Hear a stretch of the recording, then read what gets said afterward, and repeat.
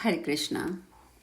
मुनि नारायण आगे कहते हैं, नारद भगवान शिव तत्व जानने में परम प्रवीण हैं।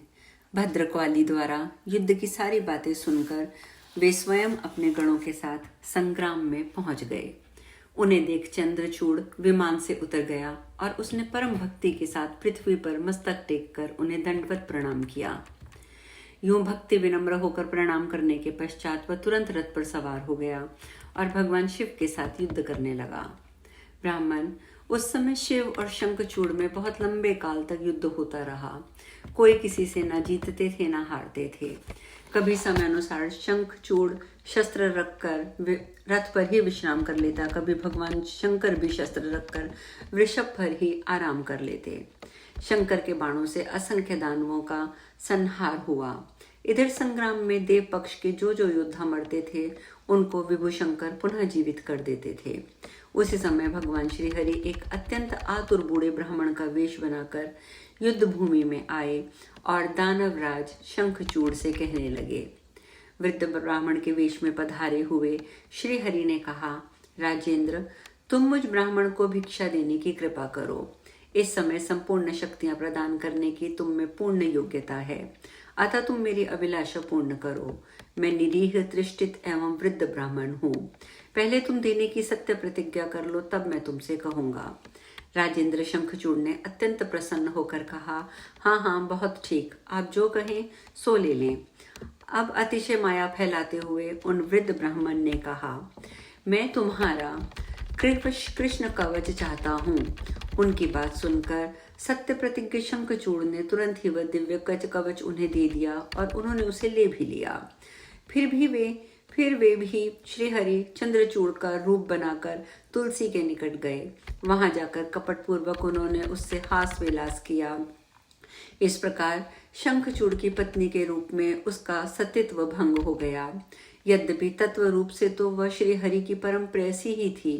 ठीक उसी समय शंकर ने शंखचूड़ पर चलाने के लिए श्रीहरि का दिया हुआ त्रिशूल हाथ में उठा लिया। वह त्रिशूल इतना प्रकाशमान था मानो ग्रीष्म ऋतु का मध्यकालीन सूर्य हो अथवा प्रलयकालीन प्रचंड अग्नि। वह दुर्निर्वार्य, दुर्गश, अव्यर्थ और शत्रु संहारक था। संपूर्ण शस्त्रों के सारभूत उस त्रिशूल की तेज में चक्र के साथ तुलना की जा सकती थी। उस भयंकर त्रिशूल को शिव और केशव ये दो ही उठा सकते थे, अन्य किसी को वह मान नहीं था। वह साक्षात सजीव ब्रह्मा ही था। उसके रूप का कभी परिवर्तन नहीं होता और कभी उसे देख भी नहीं पाते थे। नारद, अखिल ब्रह्मांड का संहार करने के लिए उस त्रिशूल में पूर्ण शक्ति थी। भगवान शंकर ने लीला से ही उसे उठाकर हाथ पर जमाया और शंखचूड़ पर फेंक दिया।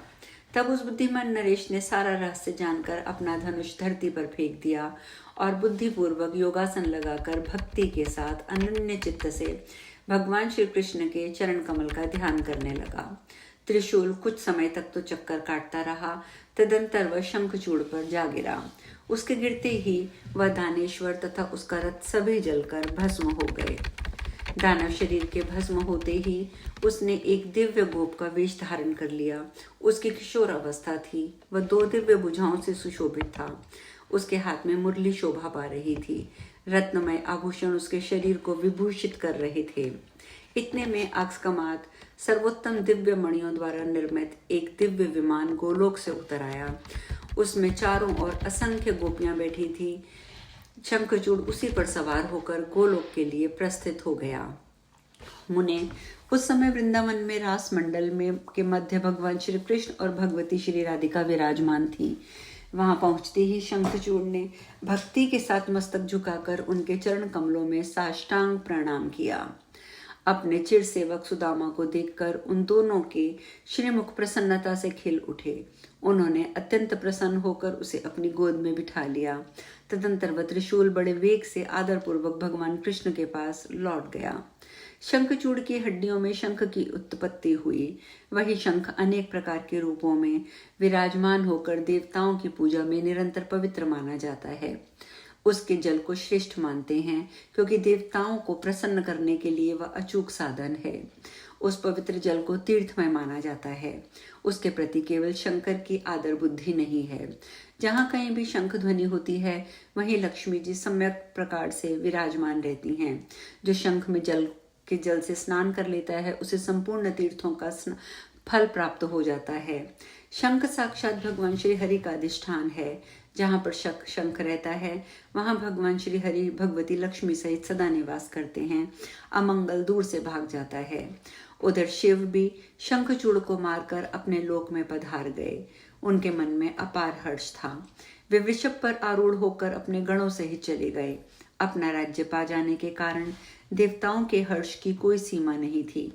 स्वर्ग में देव दुदुम्बियां बज उठी। गंधर्व और किन्नर यशोगान करने लगे। भगवान शंकर के ऊपर पुष्पों की वर्षा आरंभ हो गई। देवताओं और मुनिगणों ने भगवान शंकर की भूरी भूरी प्रशंसा की। प्रभु, नारद जी ने कहा, आगे पूछा, प्रभु, भगवान नारायण ने कौन सा रूप धारण करके तुलसी से हास विलास किया, ये प्रसंग भी मुझे बताने की कृपा करें। भगवान नारायण ऋषि कहते हैं, नारद, भगवान श्री हरि ने वैष्णवी माया फैलाकर शंखचूड़ से कवच ले लिया। फिर शंखचूड़ का ही रूप धारण करके वे साध्वी तुलसी के घर पहुंचे। वहां उन्होंने तुलसी के महल के दरवाजे पर दुधुम्बी बजवाई और जय जयकार के घोष से उस सुंदरी को अपने आगमन की सूचना दी। तुलसी ने पति को युद्ध से आया देख उत्सव मनाया और महान हर्ष से भरे हृदय से उसका स्वागत किया। फिर दोनों में युद्ध संबंधी चर्चा हुई। तदंतर शंखचूड़ के वेश में जगत प्रभु श्री हरि सो गए।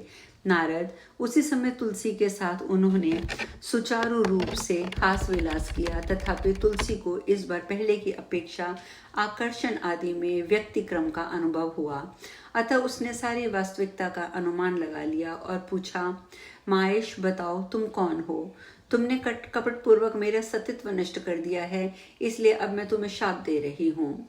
ब्राह्मण तुलसी के वचन सुनकर शाप के भय से भगवान श्री हरि ने लीला पूर्वक अपना सुंदर मनोहर रूप प्रकट किया। देवी तुलसी ने अपने सामने उन सनातन प्रभु देवेश्वर श्री हरि को विराजमान देखा। भगवान का दिव्य विग्रह नूतन मेघ के समान श्याम था। आंखें शरतकालीन कमल की तुलना कर रही थी। उनके अलौकिक रूप सौंदर्य में करोड़ों कामदेवों की लावण्य लीला प्रकाशित हो रही थी। रत्नमय भूषण उन्हें आभूषित किए हुए थे। उनका प्रसन्न वंदन मुस्कान से भरा था। उनके दिव्य शरीर पर पीतांबर सुशोभित था। उन्हें देखकर पति के निधन का अनुमान करके कामिनी तुलसी मूर्छित सी हो गई। फिर चेतना प्राप्त करने पर उसने पूछा। तुलसी आय ने कहा, नाथ, आपका हृदय पाषाण के सदृश है, इसीलिए आप में तनिक भी दया नहीं है। आज आपने छल पूर्वक मेरे इस शरीर का धर्म का नष्ट करके स्वामी को, मेरे इस शरीर के स्वामी को मार डाला। प्रभु, आप अवश्य ही पाषाण हृदय हैं, तभी तो इतने निर्दय बन गए हैं। अतः देव, मेरे शाप से अब आप पाषाण रूप होकर पृथ्वी पर रहें। बिना अपराध के ही अपने भक्त को आपने क्यों मरवा दिया? इस प्रकार कहकर शोक से संतप्त हुई तुलसी आंखों से आंसू गिराती हुई बार बार विलाप करने लगी। तदंतर करुण रस के समुद्र कमलापति भगवान श्री हरि करुणा युक्त तुलसी को देखकर नीतिपूर्वक वचनों से उसे समझाने लगे। भगवान श्री हरि बोले, भद्रे, तुम मेरे लिए भारतवर्ष में रहकर बहुत दिनों से तक तपस्या कर चुकी हो। उस समय तुम्हारे लिए शंखचूड़ भी तपस्या कर रहा था। वह मेरा ही अंश था। अपनी तपस्या के फल से तुम्हें स्त्री रूप में प्राप्त करके अब वह गोलोक चला गया है। अब मैं तुम्हारी तपस्या का फल देना उचित समझता हूँ। तुम इस शरीर का त्याग करके दिव्य देह धारण करके मेरे साथ आनंद करो। लक्ष्मी के समान मेरे साथ सदा रहना तुम्हें चाहिए। तुम्हारा ये शरीर नदी रूप में परिणित होकर गंडकी नाम से प्रसिद्ध होगा। यह पवित्र नदी पुण्य में भारतवर्ष में मनुष्यों को उत्तम पुण्य फल देने वाली बनेगी। तुम्हारे केश कलाप पवित्र वृक्ष होंगे। तुम्हारे केश से उत्पन्न होने के कारण तुलसी के नाम से उनकी प्रसिद्धि होगी। वरानने, तीनों लोकों के देवताओं की पूजा के काम में आने वाले जितने भी पत्र और पुष्प हैं उन सब में तुलसी प्रधान मानी जाएगी।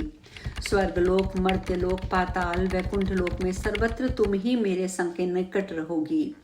सुंदरी, तुलसी के वृक्ष सब पुष्पों में श्रेष्ठ हों। गोलोक, बिरजा नदी के तट, रासमंडल, वृंदावन, भूलोक, भांडीर वन, चंपक वन, मनोहर चंदन वन एवं माधवी, केतकी, कुंद और मल्लिका के वन में तथा सभी पुण्य स्थानों में तुम्हारे पुण्यप्रद वृक्ष उत्पन्न हों और होते रहें। तुलसी वृक्ष के नीचे के स्थान परम पवित्र एवं पुण्यदायक होंगे, अतएव वहां संपूर्ण तीर्थों और समस्त देवताओं का भी अधिष्ठान होगा। वरानने, ऊपर तुलसी के पत्ते पड़े, इसी उद्देश्य से सब लोग वहां रहेंगे। तुलसी पत्र के जल से जिसका अभिषेक हो गया उसे संपूर्ण तीर्थों में स्नान करने तथा समस्त यज्ञों में दीक्षित होने का फल मिल गया। साध्वी, हजारों घड़े अमृत से नहलाने पर भी भगवान श्री हरि को उतनी तृप्ति नहीं होती है जितनी वे मनुष्यों के द्वारा तुलसी का एक पत्ता चढ़ाने से उन्हें प्राप्त होती है। पतिव्रते, 10,000 गोदान से मानव जो फल प्राप्त करता है वही फल तुलसी पत्र के दान से पा लेता है। जो मृत्यु के समय मुख में तुलसी पत्र का जल पा जाता है वह संपूर्ण पापों से मुक्त होकर भगवान विष्णु के लोक में चला जाता है। जो मनुष्य नित्य प्रति भक्ति पूर्वक तुलसी का जल ग्रहण करता है वही जीवंत मुक्त और उसे गंगा स्नान का फल मिलता है। जो मानव प्रतिदिन तुलसी का पत्ता चढ़ाकर मेरी पूजा करता है वह लाख यज्ञ अश्वमेध यज्ञों का फल पा लेता है। जो मानव तुलसी को अपने हाथ में लेकर और शरीर पर रखकर तीर्थों में प्राण त्यागता है वह विष्णु लोक को जाता है। तुलसी काष्ठ की माला को गले में धारण करने वाला पुरुष सदा पग पग पर अश्वमेध यज्ञ के फल का भागी होता है, इसमें संदेह नहीं है। आज हम कथा में यही विश्राम लेंगे, शेष कथा कल। हरे कृष्णा।